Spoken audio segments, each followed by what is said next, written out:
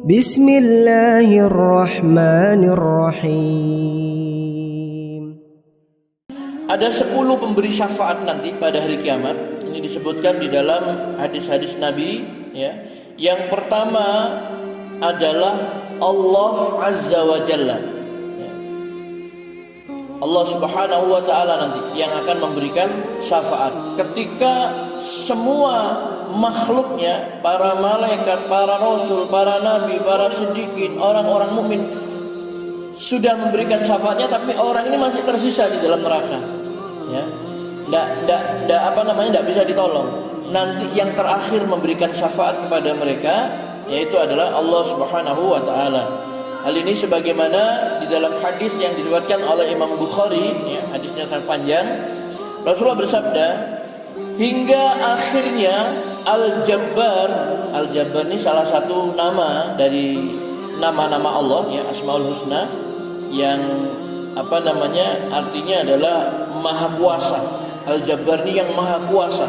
Maha Kuasa memaksakan keinginannya, kehendaknya kepada manusia, ya.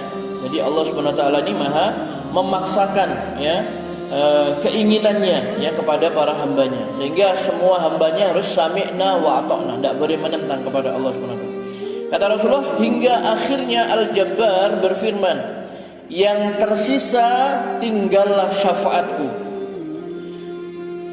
Lalu Allah menggenggam dari neraka itu satu genggaman untuk mengeluarkan kaum-kaum yang benar-benar telah hangus.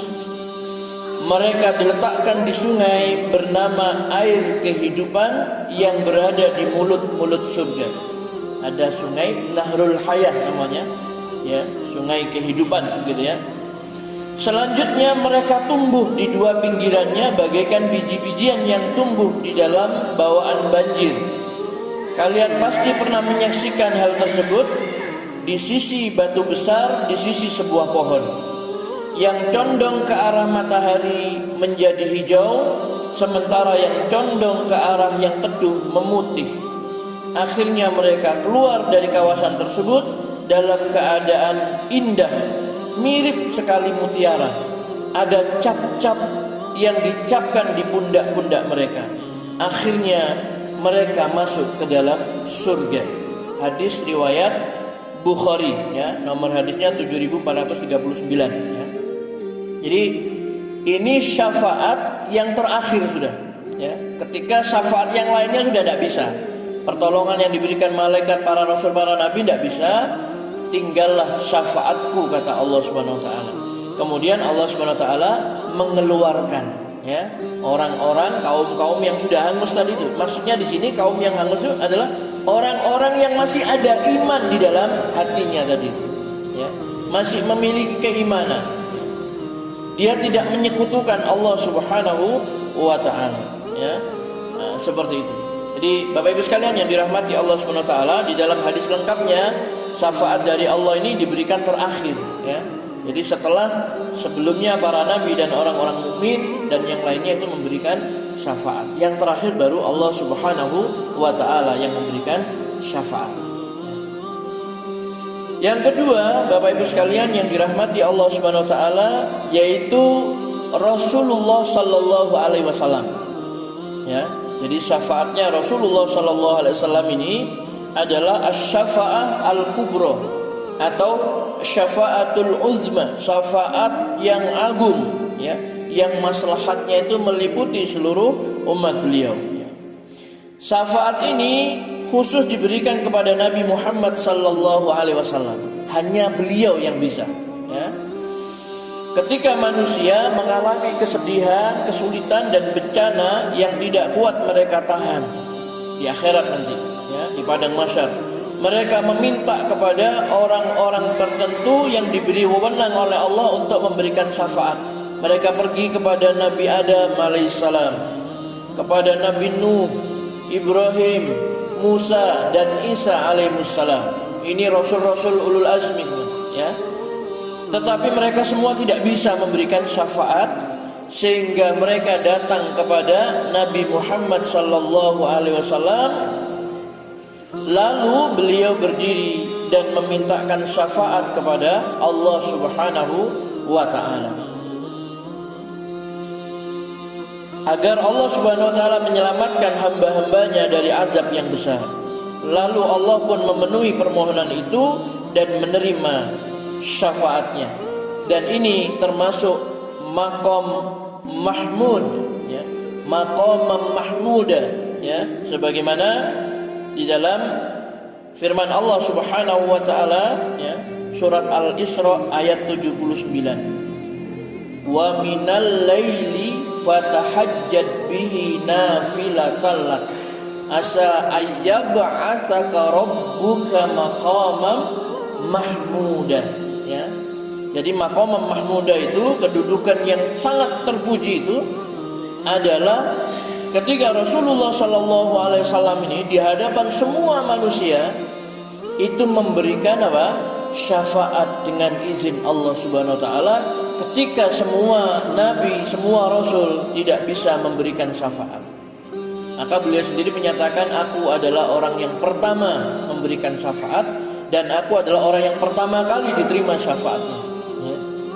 Jadi ini atas izin Allah Subhanahu wa taala, ya. Nah, ini sebagaimana keterangan tadi disebutkan di dalam hadis yang diriwayatkan oleh Imam Bukhari, ya. Dan di antara syafaat beliau adalah meninggikan derajat orang-orang yang sudah masuk ke dalam surga. Ada umatnya, dia sudah masuk surga, diberi syafaat oleh Nabi sehingga kedudukannya meningkat, derajatnya lebih tinggi lagi.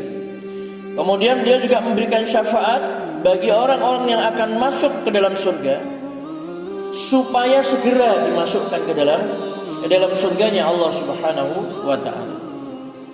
Kemudian juga syafaat beliau bagi umatnya yang divonis untuk masuk ke dalam neraka agar tidak jadi masuk ke dalam neraka dengan syafaat Rasulullah sallallahu alaihi wasallam. Tapi kembali dengan izin Allah Subhanahu wa taala, ya. Karena syafaat milik Allah dan Rasulullah sallallahu alaihi wasallam juga tidak bisa memberikan syafaat tanpa izin Allah Subhanahu wa taala, ya. Jadi keliru kalau ada orang meminta syafaat kepada Nabi, tidak bisa, ya. Nabi tidak memiliki syafaat, ya. Syafaat itu semua milik Allah. Allah memberikan hak kepada Nabi untuk bisa memberikan syafaat, tapi dengan izin Allah Subhanahu wa taala, ya. Jadi termasuk nanti umatnya yang dia divonis masuk neraka diberi syafaat oleh Nabi sallallahu alaihi wasallam sehingga dia tidak jadi masuk neraka. Dan syafaat bagi umatnya yang masuk ke dalam neraka agar segera dikeluarkan dari neraka. Itu semua adalah dengan apa? Syafaatnya Rasulullah sallallahu alaihi wasallam tadi. Bapak Ibu sekalian yang dirahmati Allah Subhanahu wa taala, ya, jadi bermacam-macam ya syafaat yang nanti akan diberikan oleh Rasul kepada umatnya. Yang jelas setiap orang yang mengucapkan la ilaha illallah dia pasti akan mendapatkan syafaat Nabi sallallahu alaihi wasallam, ya. Jadi Nabi sallallahu alaihi wasallam mengatakan as'adun nas bi syafaati yaumal qiyamah man qala la ilaha illallah khalisan min qalbihi wa nafsihi. Manusia yang paling bahagia akan mendapatkan syafaatku kelak di hari kiamat adalah orang yang mengucapkan la ilaha illallah benar-benar ikhlas dari dalam hati dan jiwanya, ya. Khalisan min qalbihi wa nafsihi.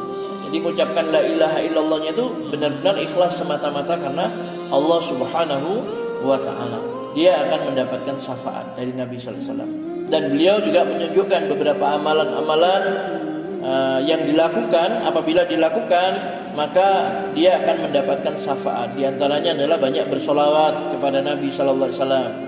Kemudian yang kedua adalah ketika azan, ya, berdoa, ya, memintakan kepada Allah Subhanahu wa taala al-wasilah untuk Nabi sallallahu alaihi wasallam, ya. Maka doa sudah azan, Allahumma rabb hadhihi ad-da'wati tammah was-salatil qa'imah ati Muhammadanil wasilah wal fadilah wa ba'athu maqaman mahmudan alladhi wa'atta, ya. Siapa yang memintakan al-wasilah untukku, maka dia berhak untuk memperoleh syafaatku, ya. Wasilah itu apa? wasilah itu adalah satu kedudukan yang tertinggi di dalam surga, dan itu hanya diberikan kepada seorang hamba saja. Dan aku berharap, kata Nabi, itu adalah aku. Ya. Maka siapa yang memintakan wasilah untukku, dia berhak untuk mendapatkan syafaatku. Ya. Jadi kalau ingin mendapat syafaat Nabi itu, kalau dengar adzan, selesai adzan, kemudian kita berdoa, ati Muhammadanil wasilah wal fadilah. Berikanlah kepada Nabi Muhammad sallallahu alaihi wasallam ini al wasilah wal fadilah, ya, dan keutamaan, ya, seperti itu. Baik, Bapak Ibu sekalian,